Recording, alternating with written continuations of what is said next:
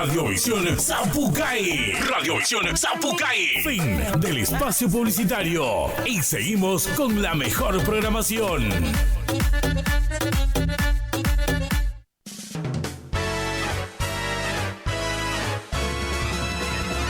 FM Sapucaí 93.1 presenta su próximo programa.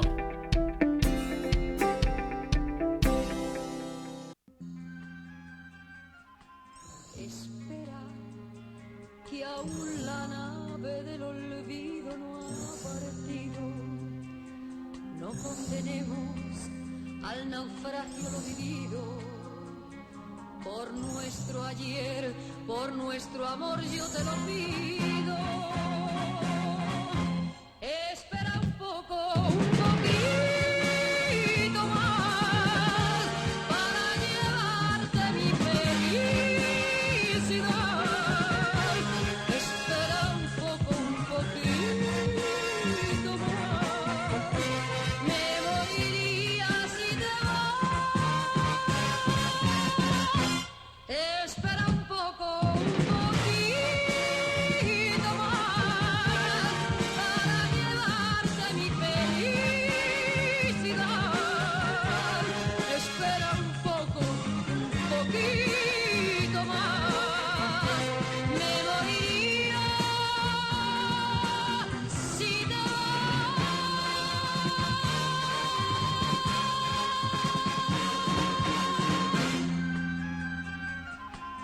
espera, que aún la nave del olvido no ha partido. No condenemos al naufragio lo vivido. Por nuestro ayer, por nuestro amor yo te lo pido. Espera un poco, un poquito más para llevarte mi felicidad. Espera un poco, un poquito más. Me moriría si te vas. Espera un poco, un poquito más para llevarte mi felicidad. Espera un poco, un poquito más. Me moriría si te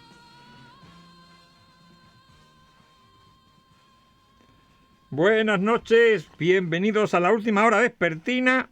Soy Isidro Villatoro Velasco, licenciado en la Universidad de Málaga en Filosofía y Letras, miembro del número del Instituto de Investigaciones Históricas y Culturales de Corrientes. Hoy, 20 de agosto, vamos a continuar hablando de derecho político.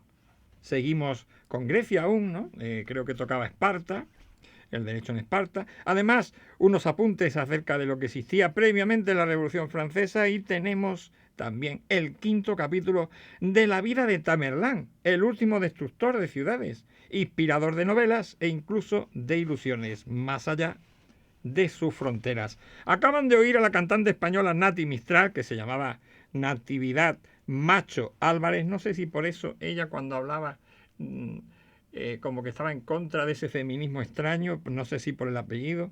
Nació en 1928, falleció en un día como hoy, en el 2017. Actriz, cantante, recitadora española, muy vinculada a México y también a Argentina. En 1974 sacó su disco Nuevos Cantos y Poemas, aquí con Music Hall en Argentina. Y en 1962 sacó, sale en una película argentina-española, Mi Buenos Aires Querido, yo creo que todo el mundo la vio. Y en 1980 en una película argentina llamada Frutilla. Bien, acaban de oír La Nave del Olvido, y luego vamos a oír otro tema precioso, también famoso, pero ya más hacia Sudamérica y un poco más antiguo, Fina Estampa Bien. Por el patrocinio de la Asociación Hispanoamericana de la Especialidad, o de los especialistas, perdón, de la Edad Media, presentamos aún el sorteo, que está vacante, el tercer sorteo, de la pregunta trifásica Este sería el libro, no sé si lo ven. El libro sería El Cuaternario de Bolivia y regiones vecinas, de la editorial, es una editorial de aquí, es local, es la editorial Moglia. ¿Ve? Estaba viendo que no me veo aquí, entonces no sé si... Ah, bien, por eso es que... Bueno, no pasa nada. Entonces, la pregunta es, la persona, o sea, vamos a ver. Claro, es que ya es sobre el programa de la pasada semana, entonces ahí no recuerdo bien quién fue la persona que estuvo cantando la semana pasada, era un español. Ahora les digo el nombre porque se me ha ido de la cabeza, no sé si era hombre o mujer, ya imagínense cómo estoy. ¿Cómo se llamaba este hombre? Que era una canción. Ah, sí, Luis Mariano, el cantante Luis Mariano. Bueno, esa persona que cantó las canciones que tocaron la semana pasada, nació en una ciudad de España, ¿no? Esta ciudad pertenece al reino de Navarra, o sea, perteneció hasta el año 1200. En 1203, a través de una carta puebla otorgada por un rey castellano, va a quedar bajo jurisdicción civil y criminal de la ciudad de Fuenterrabía. Por lo tanto, va a quedar en manos de lo que hoy sería el País Vasco, ¿no?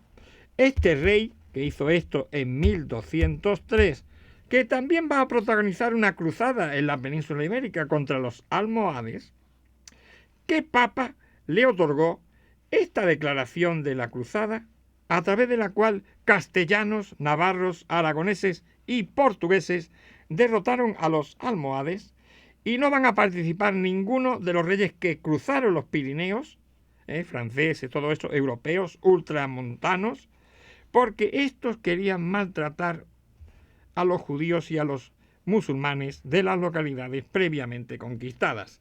Esta es la preguntita. Mi número de teléfono, o sea, el número de teléfono al que tienen que mandar el mensaje de la respuesta es 3794 147726. Bien, ese sería todo el hoy en el mundo, al parecer, que se vincula todo a la comida, o gran parte. Es el Día Internacional de la Pizza Hawaiana. No sé si la probaron o no, pero la pizza hawaiana es una pizza que es rica porque tiene trocitos de piña. Entonces ustedes van a ver el sabor clásico salado que tiene el queso, que tiene el jamón y todo eso, y luego una explosión de sabor con la piña cuando ustedes la mastiquen. Pruébenla, es una maravilla. Bueno, el Día Internacional de la Pizza Hawaiana y también el de las papas fritas. Día Internacional de los Transportadores Médicos, que yo los saludo desde aquí porque hacen una muy buena labor y además salvan vidas. Y en Argentina es el Día del Despachante Aduanero. Hoy, en el santoral católico, obviamente, sería el día de San Bernardo de Claraval, de Samuel y también de San Amador, entre otros.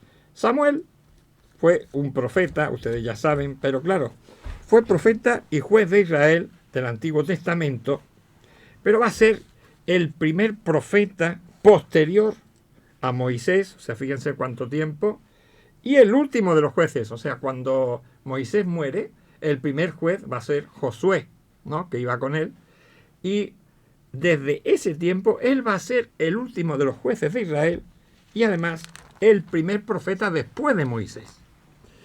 Bueno, no sé si conocerán ustedes la historia de David, pero tiene mucho que ver, el rey David me refiero, tiene mucho que ver con Samuel. Les voy a contar solo un episodio interesante. Resulta que en algún momento, claro, Samuel le habían pedido que les diera un rey a los israelitas, y claro, él decía, bueno, si ustedes tienen a Dios por rey, ¿para qué quieren un humano? Que un humano siempre es imperfecto. Bueno, entonces les hizo caso, o sea, más o menos le tiraron de de todas partes, ¿no? Diciendo, bueno, y lo obligaron prácticamente. Pero él, bueno, eligió al que Dios le dijo que eligiera.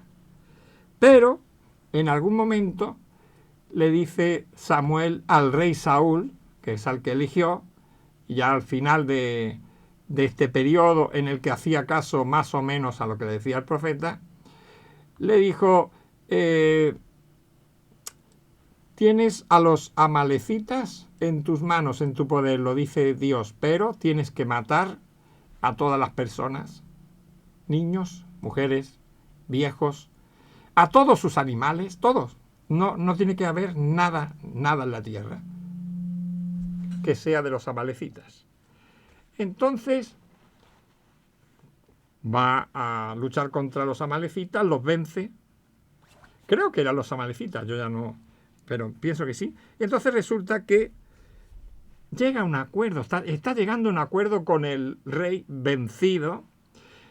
No ha matado a los ganados, no ha matado a las chicas, a las chiquillas. Y entonces llega Samuel, también un poco impertinente, pero claro, era profeta de Dios, y le dice, ¿qué es lo que has hecho? ¿No te ha dicho Dios que no puedes llegar a un acuerdo con estas gentes, que tienes que matar todos los ganados y no sé qué? Y en ese momento agarra una espada y le corta la cabeza al rey de los amalecitas, pero el profeta, y le dice, Dios ha retirado la gracia de ti y me va a decir cómo cómo nombrar otro rey.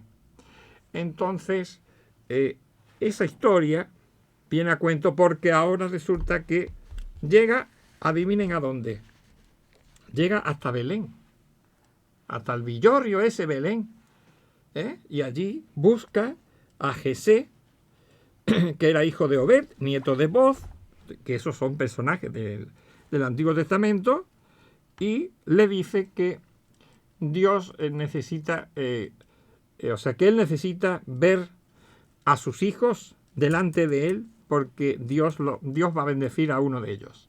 Entonces los llama a todos. Y claro, hay como, no sé, 4 o 5. Y bueno, algunos son medio militares, porque claro, en esa época Israel estaba siempre empeñada en batallas contra los egipcios, y contra los reinos de alrededor, que podíamos citar a Moab, podíamos citar a Aram. Bien, entonces va pasando de uno en uno y no, ninguno. Y llega a todos y le dice, ¿pero esto cómo va a ser? ¿Me has presentado a todos tus hijos? Dice, no, todavía queda David, que está pastoreando, pero él es más chico, ¿para qué? No, tráelo aquí, porque yo te dije que me presentara a todos tus hijos. Y entonces le presenta a David, que llega, y cuando en el momento en que va a preguntarle a Dios serenamente desde su interior, ve una señal natural que se refleja en el chico. Entonces, ¡trac! Eureka, este es. Y así es como elige a David, que luego va a llegar a ser yerno del rey Saúl y por lo tanto va a llegar a ser rey de Israel. Bien, San Bernardo de Claraval, que también es el día de él, era Bernardo de Fontaine en la vida del siglo, de la orden cisterciense, de los años entre 1090 y 1153, francés, abad de la abadía de Claraval, por eso agarra el nombre, ¿no? San Bernardo de Claraval, doctor de la Iglesia. A él se le debe la fórmula de los principios básicos de la mística, ese camino de la unión espiritual con Dios, y también va a propagar, que no lo era tanto, o sea, no era tan famoso ni tan conocido, el culto mariano. O sea, él va a desarrollar una teología mariana, que va a ser aceptada rápidamente, pero que sepan ustedes que él no estaba muy de acuerdo ni con la Inmaculada Concepción, ni era muy devoto tampoco de la Asunción de María. Más bien era lo que estaba de moda en esa época, que él era anti-asuncionista. Pero bueno, eso es otra historia. San Amador de Rocamador, era un ermitaño mezclado un poco También su historia con la de otro Amador llamado Amador de Auxerre, que era un santo del siglo IV, pero a ese no le hagan caso.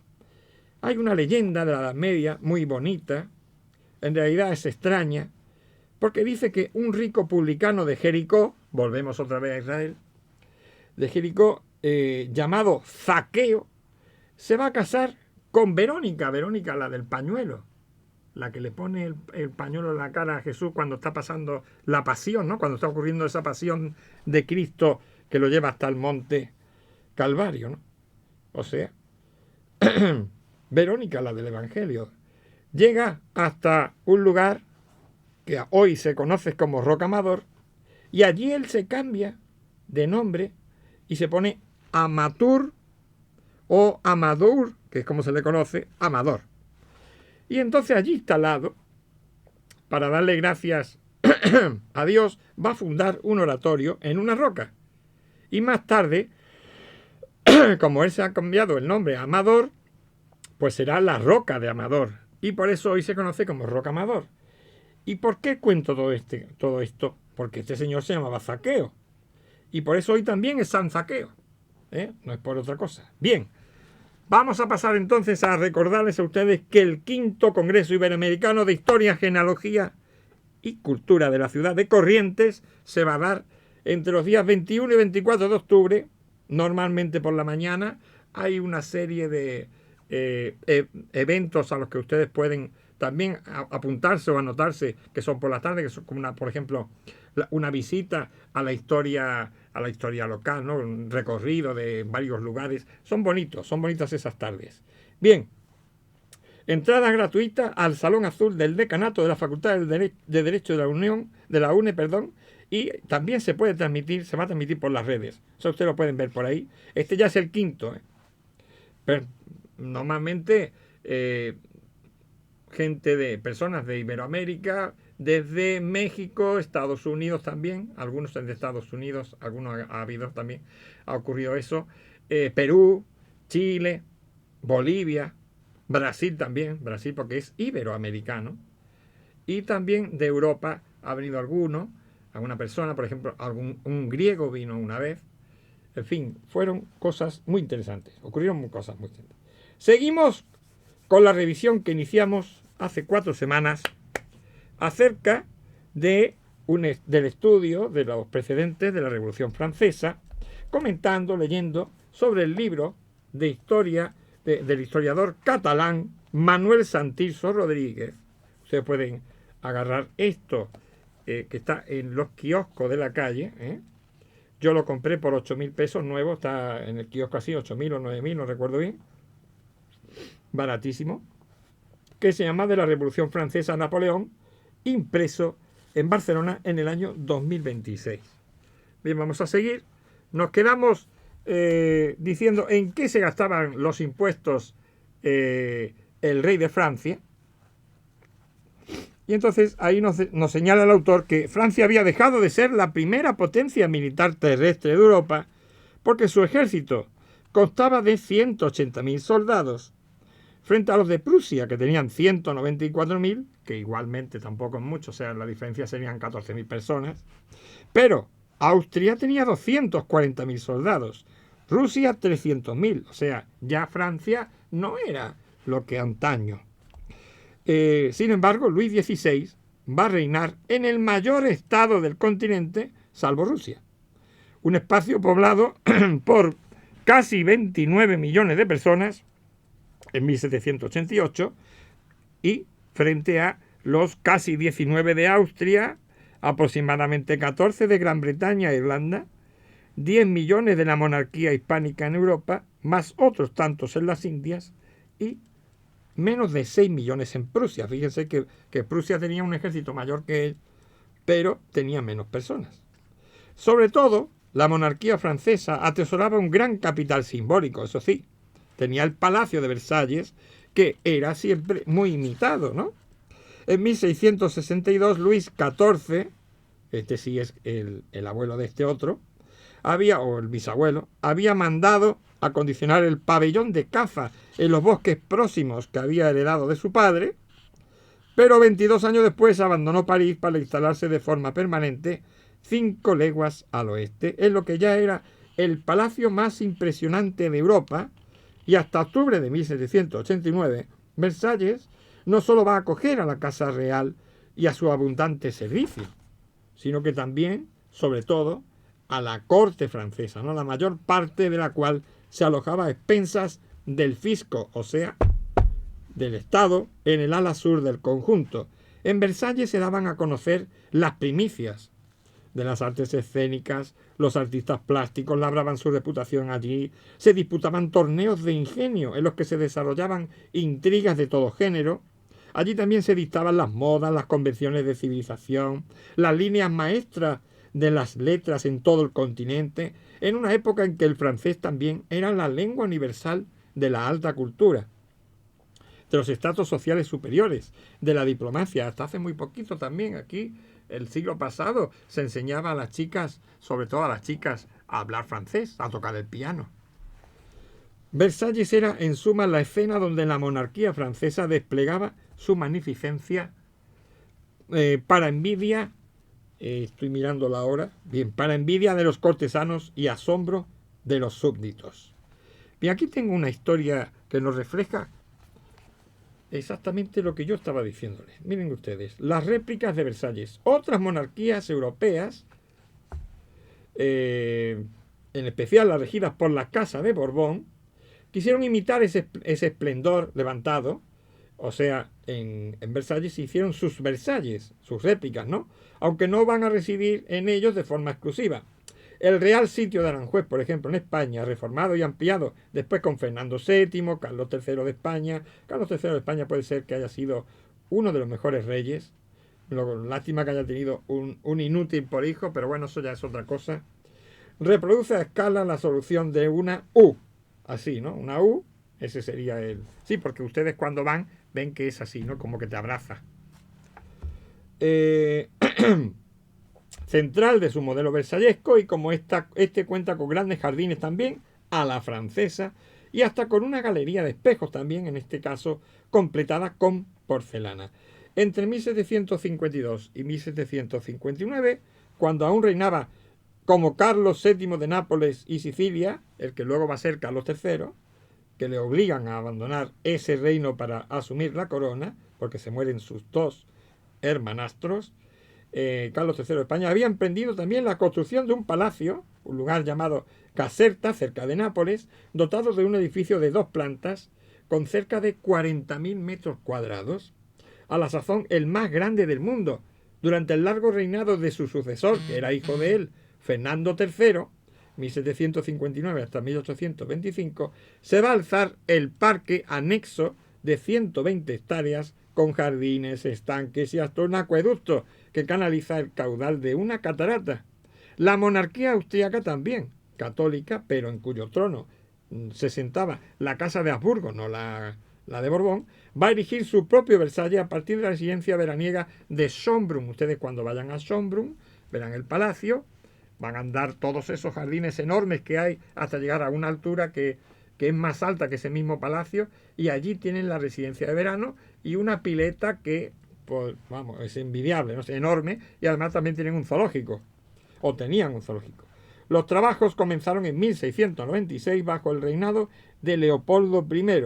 Más adelante, María Luisa encargó una profunda reforma del palacio para adecuarlo al estilo rococó, que es el que estaba en boga en ese momento. Bien, esto es lo que tenemos que decir hoy de los precedentes de la Revolución Francesa. Es interesante y es muy bonito. Pero ahora pasamos a ver qué señalan los profesores Porfirio Antonio Aquino, natural de San Luis del Palmar, ya fallecido, ¿no? Pero que era profesor de Derecho Político, y también el doctor Álvaro Monzón Vingar, que sí, también está en el Instituto de Investigaciones Históricas y Culturales de Corrientes. Él es titular del Derecho Público Provincial y Municipal de la misma Facultad de Derecho de la UNE, y él desciende de una familia de empedrados. Hoy vamos a seguir con Grecia, especialmente, o sea, con Atenas. Vamos a ver qué nos dice en sus lecciones de Derecho Político. Dice que Esparta, su población era de base dórica, por lo tanto eran chicos del norte. Su ubicación era la Jonia, un valle profundo rodeado por una gran meseta hasta el mar, donde el terreno era abrupto. O sea, lo que eran las montañas la colocaban al amparo de sus enemigos también. Perdón.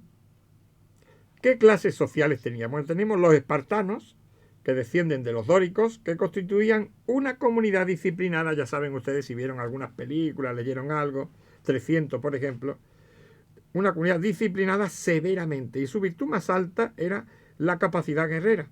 Su propia educación estaba fundamentada en la consagración de esta virtud.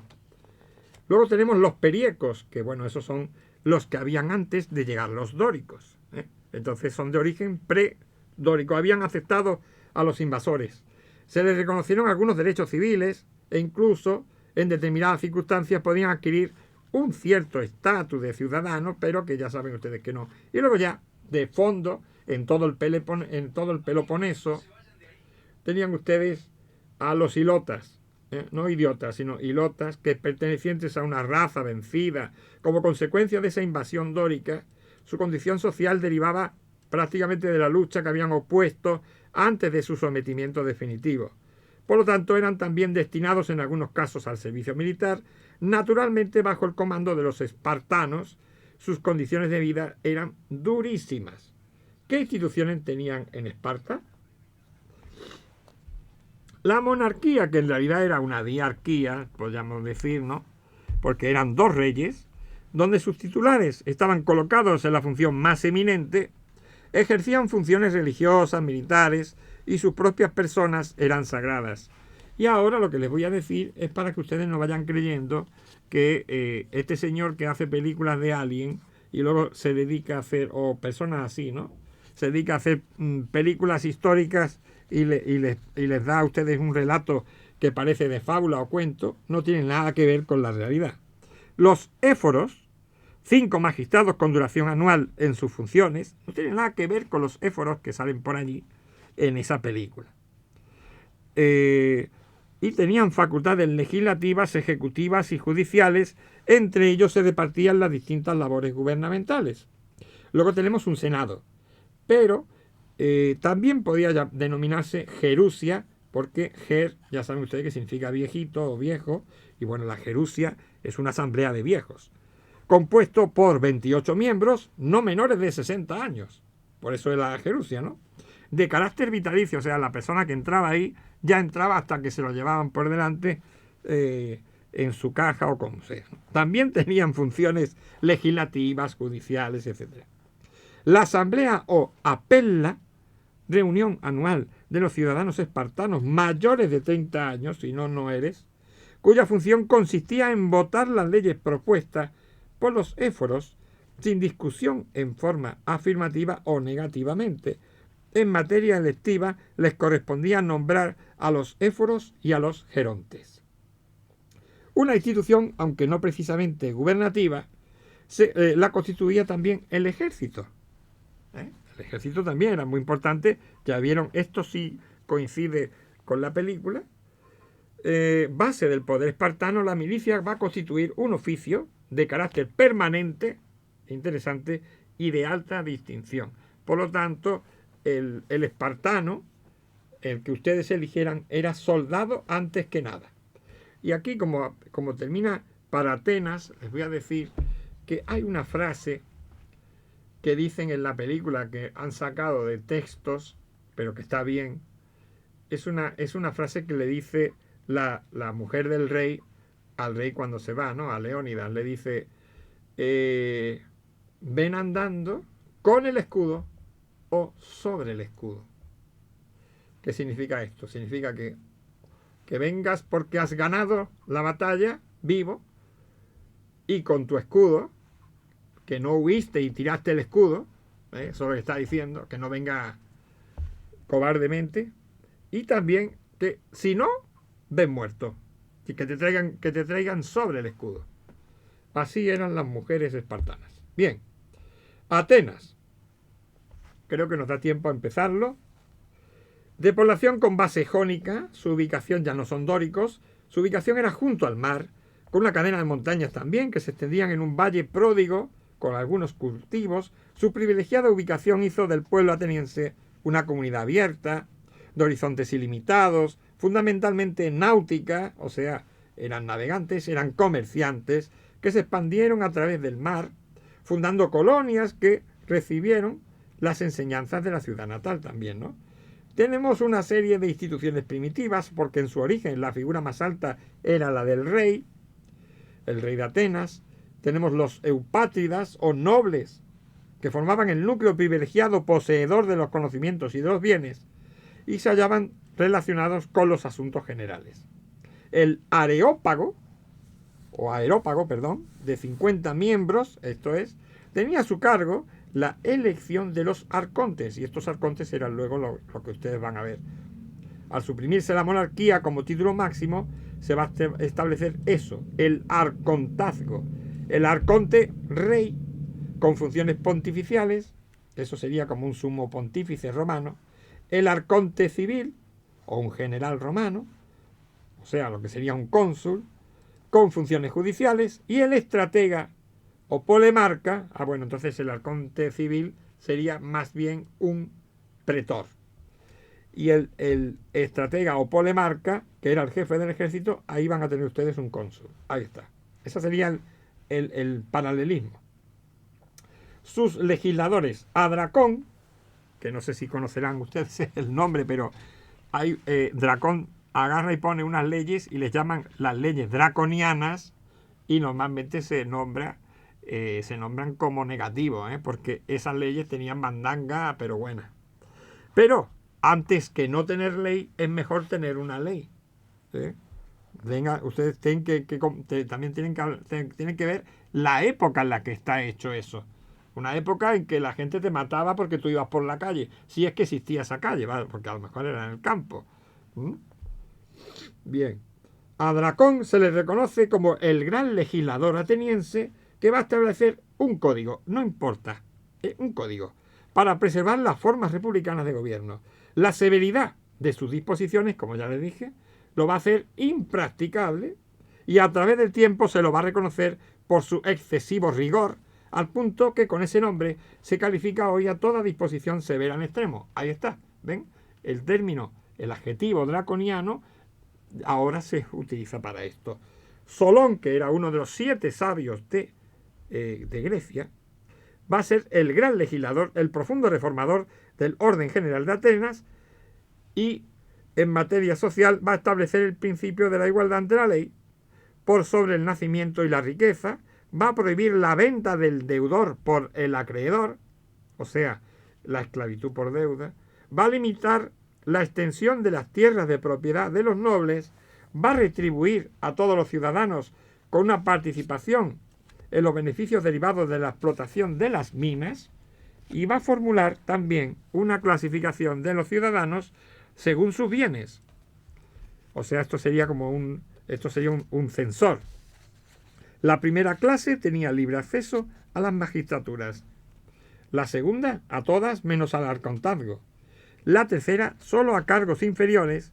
Y la cuarta, lo único que tenía era derecho a voto.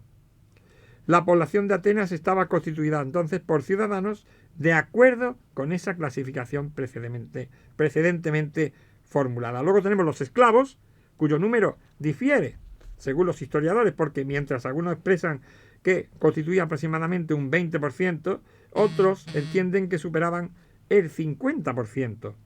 Estos esclavos eran relegados al trabajo en las minas, tareas similares, por su condición inferior. Los metecos, que eran otros, esos eran los extranjeros, que sin participar en la vida de los atenienses recibían la protección de las leyes, eventualmente y conforme a algún servicio calificado, podían adquirir ese estatus de ciudadanos. Atenas va a recibir a un gran número de estos y después van a desempeñar oficios múltiples y útiles. Aquí lo vamos a dejar en el tema de Grecia, que es muy interesante. Bien, ahora vamos a hablar sobre Tamerlán. Un momentito.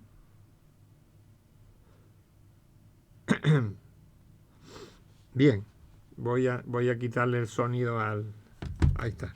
Hablaremos de Tamerlán, que tenemos el 5º episodio de la vida de este destructor de ciudades de la mano de Michael Prouding y su libro Gengis Khan y sus sucesores, Apogeo y decadencia del Imperio Mongol, que está publicado en Barcelona en 2015, pero esto es una revisión de una obra que este señor tenía en 1938. Bueno, en cuanto habíamos también que él había salido de una batalla y tenía varias heridas, y de una de ellas va a agarrar una infección en la pierna, y por eso, de esa flecha, va a quedar cojo, y por eso Timur se le llamó Timur-Ilán, Timurlán, Tamerlán, Timur el cojo. En cuanto sus heridas sanaron, montó de nuevo en un caballo.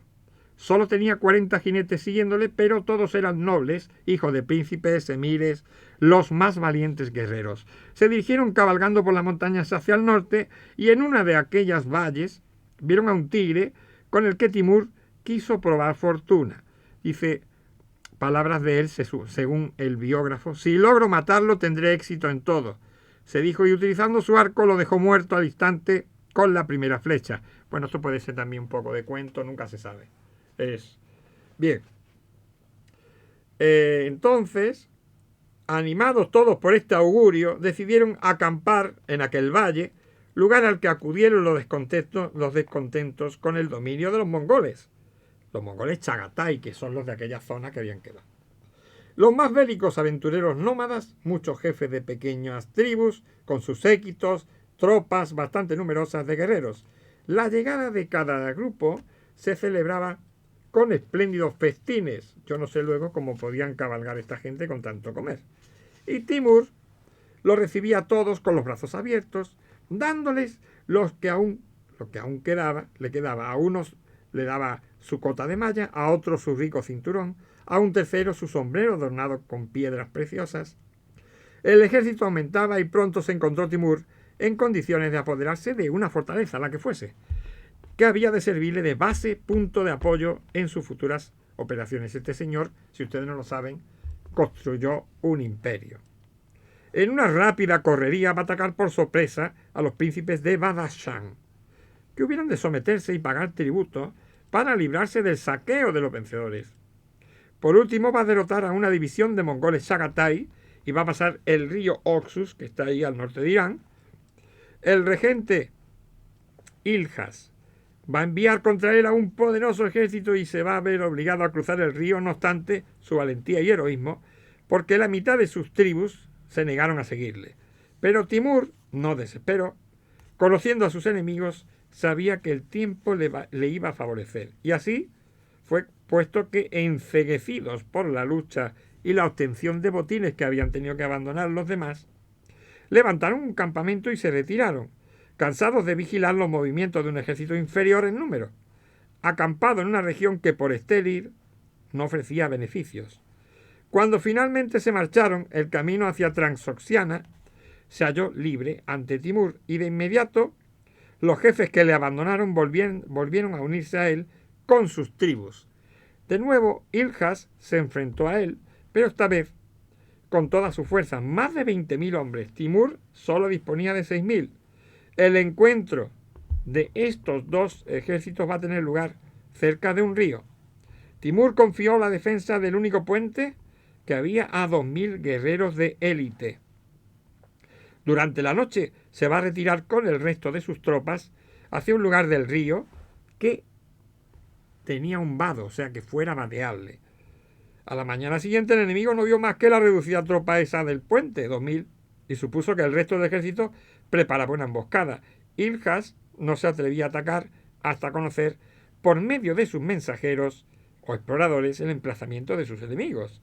Aquella noche, a espaldas de los mongoles Chagatai, brillaban en todas las colinas grandes fogatas como si vivaquearan. O sea, el regente Iljas se creía cercado, no dejó dormir a sus tropas, ordenó la retirada para salir de aquella situación comprometida. Esto no era más que una argucia de Tamerlán. Al día siguiente se vio obligado a aceptar batalla en un sitio desfavorable. La lucha duró un día, una noche, y gracias a la superioridad numérica, Iljas, a pesar de las pérdidas, consiguió permanecer en el campo. La situación bélica de Timur era desfavorable, pero otra vez la suerte le va a ayudar. Un mensajero procedente de Turquestán, que es lo que atravesaba la ruta de la seda, se acercaba a galope tendido al campamento enemigo para anunciar que Tukluk Khan, el padre de Iljas, acababa de morir. Para Iljas, la sucesión de su padre era más importante que vencer una batalla tan ínfima. Así que decide volver sin demora a Turquestán antes de que otros hermanos le saquen el numerito. Claro. Entonces Timur envía de inmediato una división hacia Sharizab, su ciudad natal, ordenando antes a los guerreros que aten a ambos lados de la silla de sus caballos ramas de árboles para barrer el camino. La nube de polvo que va a levantar es extraordinaria. La guarnición cree que se aproxima el ejército de Timur y que es enorme. Abandona la ciudad, mientras Timur persigue el grueso del ejército en retirada hasta que pasa otro río, el Sir Daria, y de esta manera su buena suerte hace a Timur vencedor de un ejército formidable mediante unas fogatas de vivac y conquista una poderosa ciudad mediante una nube de polvo. ¿Qué les parece? Ingenio no le faltaba. Ya llegaremos al capítulo 6 la semana que viene y verán qué bueno era este señor. Bien, lo digo porque no era bueno, es una ironía. O sea, sería bueno para los suyos, pero este señor va a pasar a la historia como, ya les digo, destructor de ciudades. Bien, entonces hoy estamos en 20 de agosto, en el año 636, pasamos a las efemérides, tuvo lugar la batalla de Yarmouk. Esta es la primera batalla donde fuerzas árabes, lideradas por Khalid ibn al-Walid, van a tomar el control de Siria y Palestina actuales de las manos de los bizantinos, o del Imperio de Bizancio, mejor dicho, realizando la primera gran oleada de musulmanes fuera de Arabia. O sea, antes de del año 636, no tuvo lugar, solo se estaban reorganizando en la Arabia. En el año 917, justamente, ocurre la batalla de Aqueloo, donde fuerzas del zar, zar es la variación eslava de la palabra César, para que ustedes lo sepan, el zar Simeón I de Bulgaria, van a derrotar también a otro ejército de Bizancio. En el año 1000 se va a crear el Estado de Hungría. Por eso tenemos que Esteban I, que se va a convertir al catolicismo, va a ser San Esteban también. Y hoy es el Día Nacional del país, porque fue este día en el que se crea ese Estado. Bien, vamos a ver qué otras cosas. En 1487, aunque pienso que esto está un poco mal, en España las tropas cristianas entran en Gibraltar. Bueno, esto sí puede ser verdad, porque en Málaga, el último alcaide de Málaga, el alcaide musulmán, Hamed el-Zegri, se refugia en el castillo que hay arriba de la ciudad. Pero la ciudad se rinde el 18 de agosto, por eso están en feria durante 7, 8, 9, 10, quizá 10 días de feria tienen los malagueños en agosto. Si van allí, no se la pierdan, vayan porque empieza aproximadamente el 11 y no termina hasta yo que sé. O sea, empieza un viernes y entonces tienen ustedes viernes, sábado, domingo y luego toda la semana hasta el domingo siguiente, y el lunes se deja de descanso porque se dice el lunes de resaca. O sea, no, pero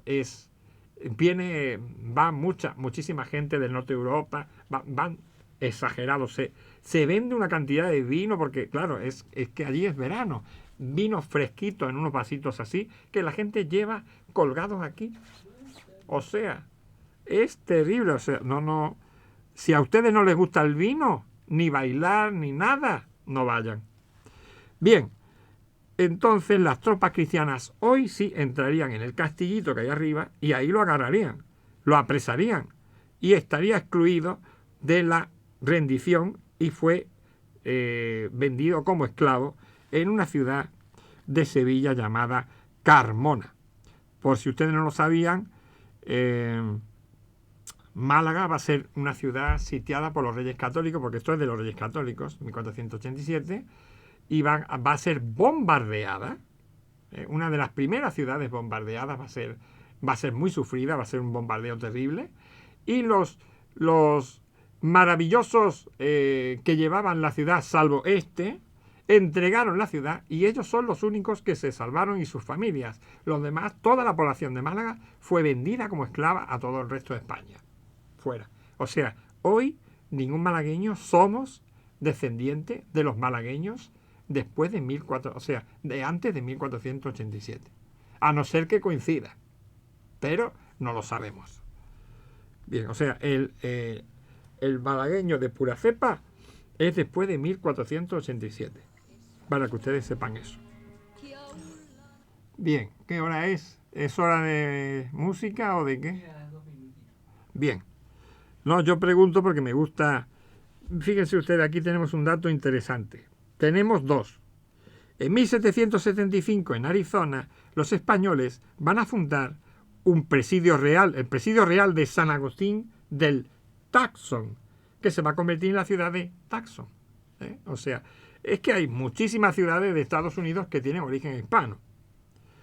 Y en 1794 tenemos la batalla de los árboles caídos. ¿Qué significa esto? Esto era las tropas de los Estados Unidos que van a forzar la huida de una confederación formada por unas tribus, las Shawnee, los Mingo, los Lenape, los Miami, los Ottawa, los Chippewa, los Potawatomi y los Wyandot, pero todos estos estaban empujados por sus aliados, que eran los británicos, que acababan de perder, pues estamos en 1794, recuerden que acaba de suceder la Revolución Francesa en 1789, pero que esta se debe a que en 1783 se termina, o en 1770 y poco, por ahí, por esas fechas, se termina la independencia de los Estados Unidos, de las 13 colonias de los británicos. Entonces los británicos se han quedado solo con Canadá.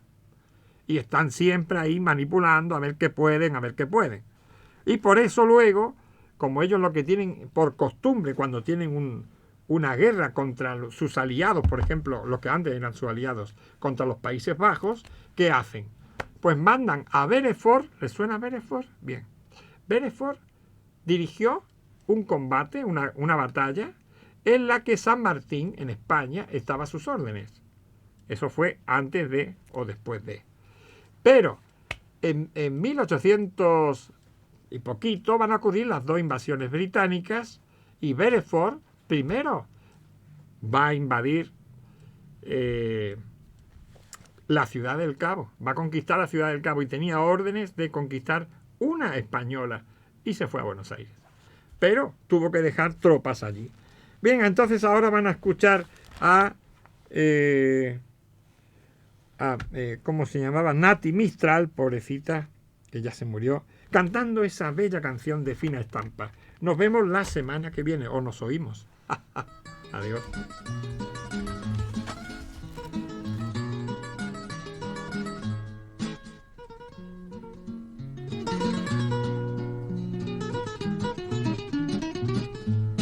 Una veredita alegre, con luz de luna o de sol, prendida como una cinta, con su lado de arrebol. Arrebol de los geranios y sonrisas con rubor, arrebol de los claveles y las mejillas en flor. Perfumada de magnolia, rociada de mañanita, la veredita sonríe cuando tu piel acaricia, y la cuculí se ríe y la ventana se agita cuando por esa vereda tu fina estampa pasea. Fina estampa, caballero, caballero de fina estampa, un lucero que sonriera bajo un sombrero, no sonriera más hermoso ni más luciera. Caballero, y en su andar reluce la acera al andar, te lleva hacia los zaguanes y a los patios encantados, te lleva hacia las plazuelas y a los amores soñados. Veredita que se arrulla con tafetanes bordados, tacón de chapín de seda y fustes almidonados. Es un caminito alegre con luz de luna al andar, que de recorrer cantando por si te puedo alcanzar. Fina estampa, caballero, quien te pudiera lograr. Fina estampa, caballero, caballero de fina estampa. Un lucero que sonriera bajo un sombrero, no sonriera más hermoso ni más luciera. Caballero, y en su andar, andar reluce la cera. Al andar, andar.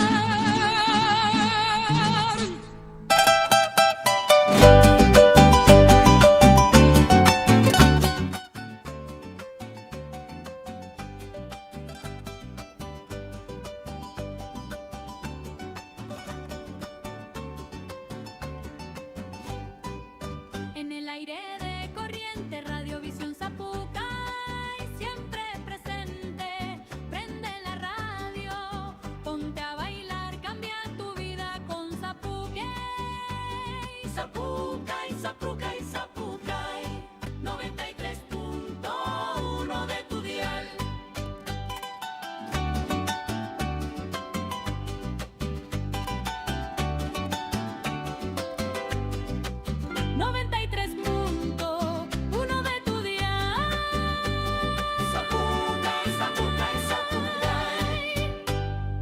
La radio que se ve, Radiovisión Zapucay. Radiovisión Zapucay. En el aire de Corrientes suena la número 1, 93.1. Radiovisión Zapucay. La radio que se ve y a esta hora te informa los datos del tiempo. Son las 8:57. Temperatura 10 grados. Humedad 96%. Estos fueron los datos del tiempo desde Corrientes y para todo el mundo. Informó 93.1 Radiovisión